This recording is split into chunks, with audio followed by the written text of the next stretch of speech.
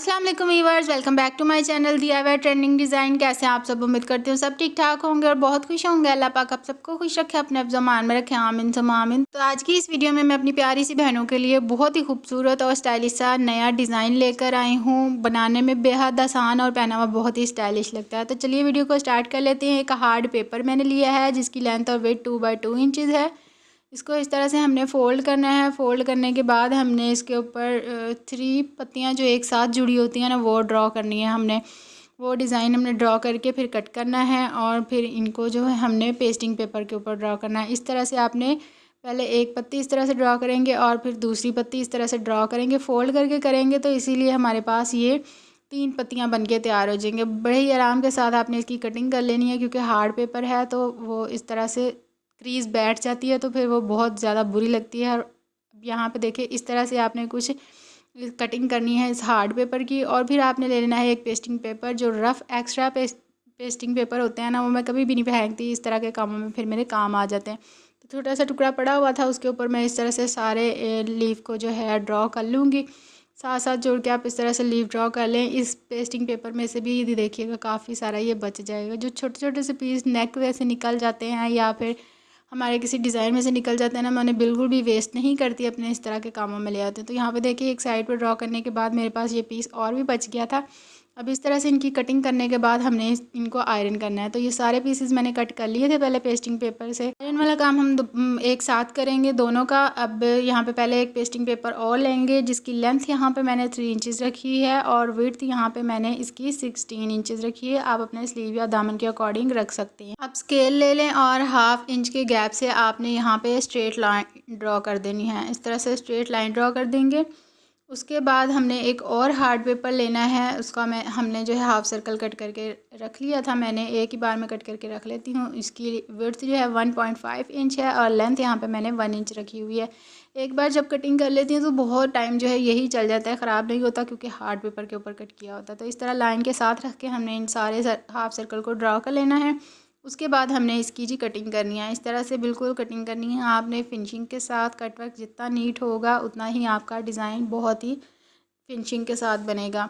इस तरह के कट वर्क आपको बने बनाए मार्केट से भी बहुत ही आसानी से मिल जाएंगे, लेकिन हमें हमारे डिज़ाइनिंग के हिसाब से पत्तियों वाला डिज़ाइन बनाने के लिए मैं तो कभी बाज़ार से लाती नहीं इस तरह के डिज़ाइन, हमेशा खुद ही बना लेती हूँ, बहुत ईजीली बन जाते हैं। अब यहाँ पे जो पत्तियाँ हमने तैयार की थी ना, उनको हमने ब्लैक वाले फैब्रिक के ऊपर आयरन कर लेना है और शर्ट के ऊपर हमने अपना कट वर्क कर लेना है। इस तरह से एक पत्ती हम इस तरह से सेंटर से निकाल लेंगे और साइडों से इस तरह से हमने थोड़ा थोड़ा सा फैब्रिक छोड़ते जाना है और इसकी कटिंग करते जाना है। फैब्रिक छोड़ने के बाद इस तरह से छोटे छोटे से कट्स लगाने हैं ताकि इसकी फोल्डिंग बहुत ही फिनिशिंग के साथ हो। दूसरा भी इसी तरह सारे पीसेस को हम पहले एक ही बार में निकाल लेंगे।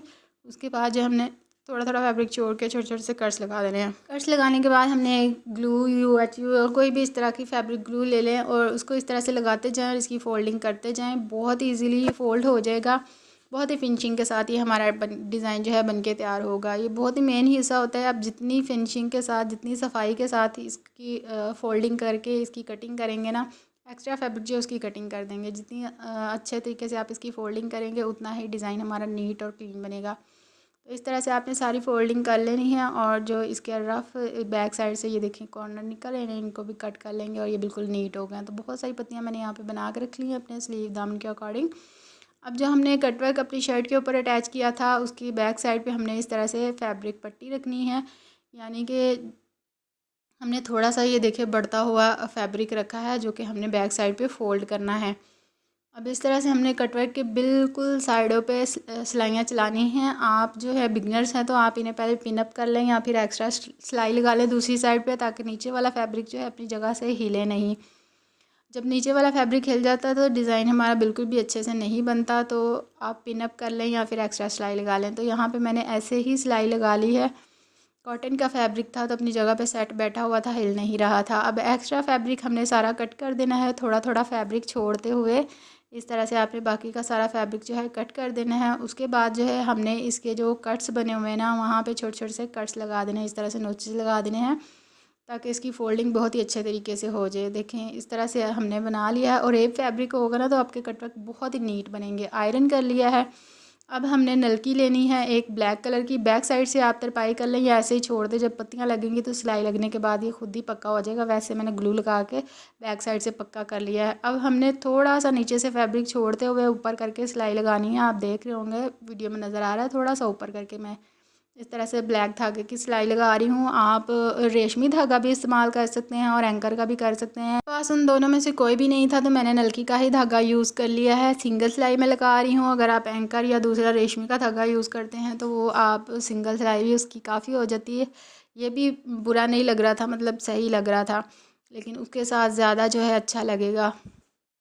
मेरे पास ये था तो मैंने आपको बना के दिखा दिया कि, लेकिन सिलाई जो है इस वाले धागे के साथ भी बहुत ही अच्छी लग रही थी। अब एक पैर छोड़ के हमने इसी कटवर्क के ऊपर दोबारा से सिलाई लगा देनी है कटवर्क की शेप में ही। तो यहाँ पे देखिए 2 मैंने सिलाइयाँ लगाई हैं। आप UHU लेंगे और जहाँ पे इसका कॉर्नर है ऊपर निकला वहाँ पे रख के हमने इन सारी पत्तियों को इस तरह से ग्लू की मदद से पहले चिपका देना है। सारी पत्तियों को ग्लू ले लें, UHU कुछ भी आप इस तरह की चीज़ लेके ना उसके साथ आप चिपका लें, इन्हें अच्छे से अपनी जगह पे बिठा लें। उसके बाद सिलाइयाँ लगाना हमारे लिए कोई मुश्किल का काम नहीं होगा, क्योंकि ये पत्तियाँ अपनी जगह पे सेट बैठी होंगी तो हिलेंगी नहीं।